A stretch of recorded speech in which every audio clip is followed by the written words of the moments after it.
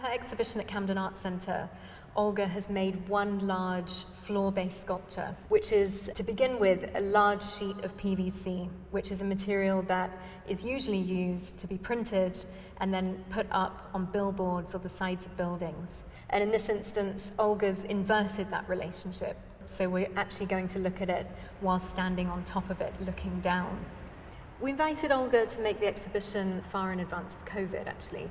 At that point, she was able to make a site visit. She was struck by the area around Camden Art Centre, which is quite residential. And she wanted something in the gallery space, in this work, that felt domestic or familiar in some way, or perhaps uncanny. So this image of a rug is an image that she lives with daily. So it's a rug which is in her home, that she's very close to. It's the site of many different interactions, whether she's working or spending time with friends, and it bears the traces of that lived time. I think it's about 11 meters long and maybe 4 meters wide, and it's been printed with this sequence of images. These images have been manipulated digitally, so they're pixelated in some areas, more in focus in others. And I think it kind of speaks to the position of this as a physical sculpture, but within a digitally saturated present. But then she's cut areas of it out, put new areas back in. There were areas that she cut out, took out to the street outside her studio, walked on top of, deliberately tried to allow those segments to take marks from the street and then brought them back in and reattach them into the work. So it's a kind of composite image that has this accretion of different marks, both from inside her studio and from out. So the exhibition continues outside of Gallery 3. It's a film work which Olga made on the streets outside her studio.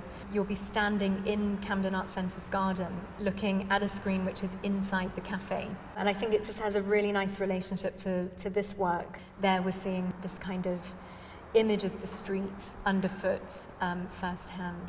Olga's spoken about this work as a portal, by which I think she's referring to the way in which it's a place here in the gallery. It has its own physicality.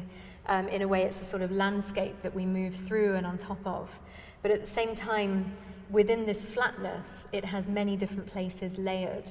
So it's got the traces of Olga's studio, it's got the traces of the pavement outside her studio, the different places that she took it to allow these marks to take place on the surface of the work. And now it's here in this gallery, so it also has the marks that other people will leave on it. It also suggests the way in which this work has within it different influences from art history. So the way in which the image is repeated and the format of this printed rug as a rectangle seems to owe something to the language of minimalism. And there are other sort of, post-internet art and installation art, these influences which we can sort of feel in the language, in the sculptural language that Olga's using, without being a direct reference in the work. What may be interesting for people visiting the gallery space is to think about that relationship to an institutional space or a gallery, the way in which we interact with works and are invited actually into this kind of intimacy with them. So when I first saw it in the space, I felt like it was this very strange traveller that had just landed here and felt quite alien. It obviously has this extremely personal, close relationship to Olga that has developed and that she's cultivated through the process of making it.